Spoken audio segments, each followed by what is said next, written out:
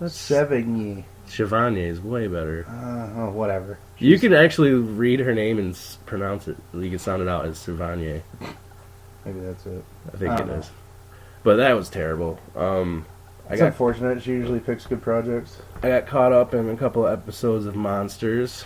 Sweet. Never seen Did you watch the one with like the subterranean Nazi dealie? There's so many. I didn't know there's. I thought there was only like one season. No, there's 4 seasons and there's like fucking 20 episodes. I was gonna say that's got to be like 80 to 100 episodes. Yeah. I've never even heard of this series. Really? Yeah.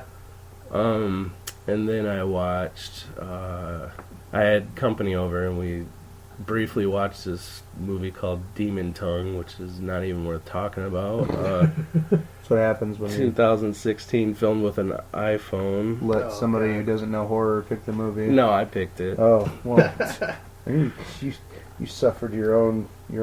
And then I watched probably the best horror comedy I've seen in forever is Helen Keller. Oh yeah. Versus the Night Wolves, I think it's called. Oh my god, it was fucking hilarious. And then every fucking horror movie that we're doing for the podcast, I watch that. Have you ever seen that FDR American Badass? That's the same guy who directed it. Is it? Yeah. Do you like FDR American Badass? I didn't see it, but I got his whole... the guy that did FDR did this Helen Keller movie. Yeah. Then I have to watch it, because That FDR is hilarious. Oh, sweet. I've heard of that, but never seen it's it. It's really funny. I think it's funny as hell anyway. I mean, yeah, I added that to my... Barry Bostwick plays Franklin Delano Roosevelt, and he's always good. Okay. Other than that, no, I've been sick, man, and sick man, and that's it. Plugs? Yep, plugs. Follow us on Facebook at the HorrorDrunks Podcast. Go there, give us a like. I'm trying to be a little more active on there as much as I can, and if you got anything you want to post, share it on our wall, whatever. I love that you do that, because I don't have the energy to fucking promote or do it. I did it for like a minute when we first started, but it's like, oh god. Yeah, but I do it like when I'm on break at work. I'll just get on my phone and just do all the social media stuff. See, you do all those hashtags. I don't have the energy to even do that. I'm still unclear as to what hashtag is or does. You click on the hashtag, and it brings up basically like everything that someone hashtagged the same thing you clicked on. Oh, okay. Yeah, so like if you could even search like if you put like hashtag horror movies and someone decided to search up just horror movies, that post would come up. So you shouldn't make unique hashtags because no one will ever see. Exactly. them. That's what I started doing when I first found out sometimes about it. It's fun to do them sometimes just because what the hell. But most of the time, like when I do them, I like to put hashtag podcasting, hashtag horror podcasting, just because. Gotcha. It works for like Twitter. I don't know. Yeah, like, Twitter, Instagram, and it kind of works for Facebook. I mean, but my it's social media life begins and ends with Facebook. I have yet to join the Instagram or Twitter.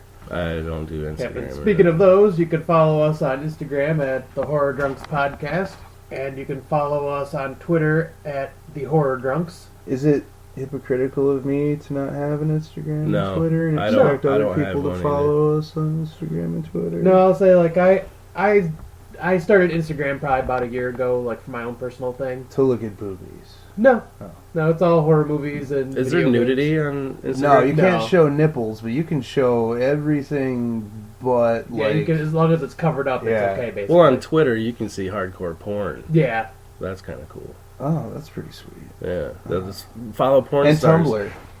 Okay, yeah. Yeah, Tumblr is notorious for we that. need a Tumblr. I was thinking about making a Tumblr actually. A Tumblr and a. Oh, we have. What is a? There's a link that puts it all together. Is that what that does? Tumblr or LinkedIn? Linked. Oh yeah, LinkedIn. Yeah. That's for like business. Yeah, professionals. I mean, we could kind of do that like once we get a little more in detail with our podcasting. All right. But we're also on a bunch of podcast groups that I can't remember the name of on Twitter that they've invited. Like, I've been invited to like so many podcast groups for us there. So like, if you ever have any questions or suggestions or anything like that, like suggest a theme, you can email us at the horrordrunkspodcast@gmail.com. At the end of this plug, I wanted to also thank the Terrible Terror podcast for giving us a shout out on their most recent Killer Clowns from Outer Space episode. So go ahead and check that episode out if you guys want to, because he does a great job. and he's been. You said they, and then you said he. Sorry, yeah, it's just one guy. Oh, okay. And he does it all by himself, and he does a fantastic job. But that's all he does. I listened to his Mutilator episode. Yeah, but that was one that I actually suggested too. Yeah, I've been in contact with him pretty much since he started and been a fan of his. And he's just kind of given us some support, which I greatly appreciate. Sweet. Thanks for the support. And so there's the plugs, right? Yep. Butt and hair. So horror movies and sci-fi horror. They have a long and storied history that started off at a kind of a slow crawl in the silent era. Oh, I gotta... Speaking of silent, put that fucker on silent. Yeah, I'm about to do the... You're fired. I'm blowing up like Hollywood over here. Yeah, but Metropolis is... an old bar that got shut down in Flint. Yeah, it was a really scary place because in front of the stage, the floor kind of felt like a wet sponge. And if you hung out downstairs, you'd listen to music that you wouldn't like. But no, Metropolis, the silent film... God, is it Fritz Lang or Paulini? I want to say it's Fritz Lang did Metropolis. It's like Artie Lang's dad. Yeah, definitely. Sweet. But it's not necessarily a horror film, but there's some pretty horrific imagery and themes involved. And after that, obviously, Frankenstein and Bride of Frankenstein and The Invisible Man are all kind of sci-fi horror. Then like I said, it grew slowly, but by the 50s, it went like full bore explosion with It, The Terror from Beyond Space, and The Thing from Another World, and The Fly, and The Blob, and just tons and tons of sci-fi horror exploding out in the 50s. A lot of mutating radioactive. And I think that a lot of that is like a response to the atomic age. Oh yeah, definitely. Yeah, definitely. Well, the Cold War was in the 50s. Yeah. But like I feel like it's like the atomic bomb.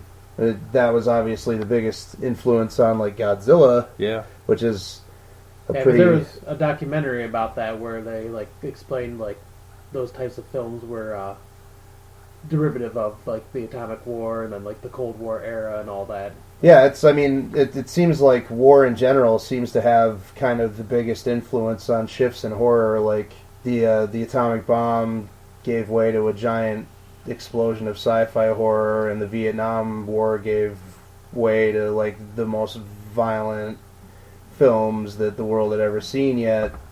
But that's it's just interesting, like art imitating life, like the H.G. Lewis movie that we talked about that extensively, pretty much. Oh yeah, the crazy Vietnam guy crushing melons at the bar. Yeah. Oh yeah, rest in peace, H.G. Lewis. By the way, actually. Forgot to mention that earlier. That's a bummer. Yeah, sci-fi horror, big boom in the 50s, and then kind of cooled off in the 60s a little bit until the 70s, and then it picked up again and started to grow into the 80s with remakes, basically, of what had happened in the 50s. Yeah, Alien had a lot to do with like the resurgence and popularity in sci-fi horror, I'm sure, for sure. But Alien is mostly just kind of a... I've heard it considered like a haunted house in space. Well, have you ever seen Baba's Planet of the Vampires? No, I have not. Watch that. It's basically Alien. Have you seen Baba's Planet? Mm-mm. Yeah, a lot of the imagery is like lifted scene for scene from Planet of the Vampires. A lot of it. It's pretty crazy. Watch then.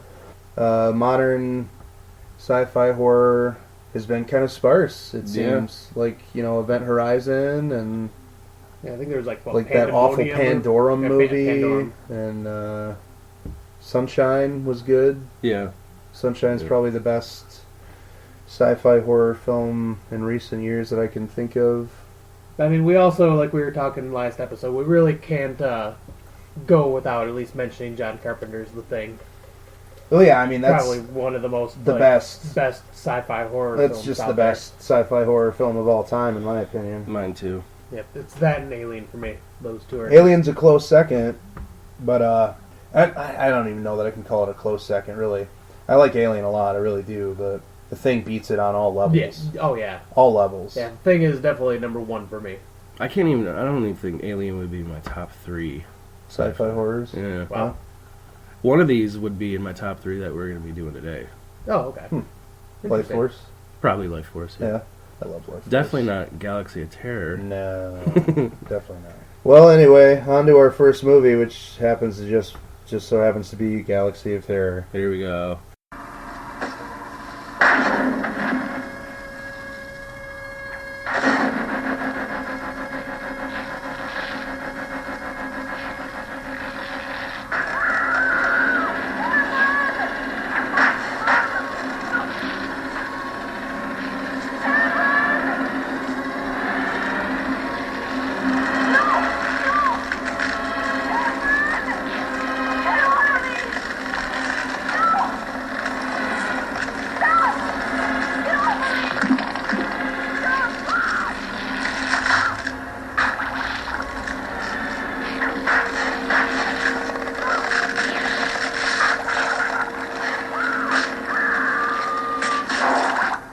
Our first movie will be Galaxy of Terror, which was made in 1980, directed by Bruce D. Clark, written by Bruce D. Clark and Mark Siegler, produced by Roger Corman.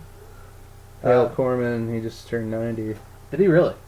Nice. He did. Man Wow. still works, too. Not nice. That Well, sucks. but at the same time, like, it's nice to know that he's had such a long life. Corman from Detroit, yo! He might be a Is he douchebag, from though. Detroit? Fuck yeah, he's from Detroit. I did not know that. That's awesome. We have special makeup effects by Karen Kubeck and Al Capone. Al Capone. I've heard of him before. I'm not sure from what Al Capone. Oh, I thought you were talking No, about. I'm Al Capone obviously Al Capone. I know, but lost his dick in prison. Tragic. syphilis. It's a bitch. Yeah, syphilis, right? Yeah. Yeah. But yeah. Then there was some little trivia tidbits I put in here. With the unit director was James Cameron. His name was. And he actually, one of the first things that impressed producers was he got maggots to wriggle on the severed arm of Sid Haig by passing an electric current through it. And apparently it impressed the producers and so much that it earned him his next job. And that was how his career was born, apparently. Wow, maggots, huh? Didn't he do Piranha 2 before that? The Piranha 2 was after. Oh, I thought Piranha 2 was. I think that was what got him Piranha 2. Oh, okay. Maggots got him Piranha too. Yeah. Wow. And then his set dresser that he hired on was Bill Paxton, which obviously went on to do a bunch of movies and was in a couple of James Cameron's other films. Mr. Twister. No way, man! Game over! Game over, man! Oh, and Chet, Weird Science. Right? That's an That was Aliens. Aliens. What? That's That was Aliens. What are you talking about? He was in Weird Science, the older Well, brother. yeah. Yeah, but we're Wasn't the that Game quote Over was Man from thing. Aliens. I know. I said also. Yeah, Oh, okay. yeah. Jesus I'm Christ. gonna cut your throat with my keychain. This movie stars Robert Englund as Ranger, Sid Haig as Kuhad, I think his name was.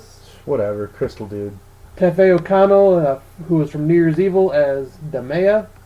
Ray Walton, as everyone should recognize him from Fast Times at Ridgemont Mr. High, Hand! as Core. Is this the one that had Zalman King in it too? Yeah. The chick from. No, it's a dude. Oh. He did Red Shoe Diaries. He did Chromium Blue. He's like a smut guy from Cinemax. Oh. Zalman King, you never heard of that? You've spanked off a lot to... I never had any premium channels growing up, so that's that's why right. I made the supercut, because I didn't have fucking Skinamax or Red That's Shoe right. Diaries. That's right. You can't just go rent Zalman King movies as a kid. So. But yeah, he's a smut lord. It's a good band name. But yeah, we'll just, I'm going to switch it up a little bit from how I used to do things. I wrote down a plot synopsis for this, so... Wait, was the chick from fucking Happy Days is in this too? Yeah. Did you say her name? She's from which one? Joni. Really? Yeah, Joni. I didn't She's even the recognize one her. that gets all smushed by the... Oh, that's Tefe O'Connell, the one I mentioned. She was also in New Year's Evil. Oh, okay. And the chick from... Erin Moran. Is Erin Moran, that's her name from Oh. Happy Days. Oh, okay. Her real name. And the lady from fucking Wild at Heart, who plays Durango in Wild at Heart, I've is never seen those. the ship's captain. Never seen any of those. I didn't realize that she had any other rules. But yeah, the plot for this is when spaceship Remus crash lands on planet Morganthus, Yes. The planet master of Xerxes sends the spacecraft Quest to rescue them. In the process, their own space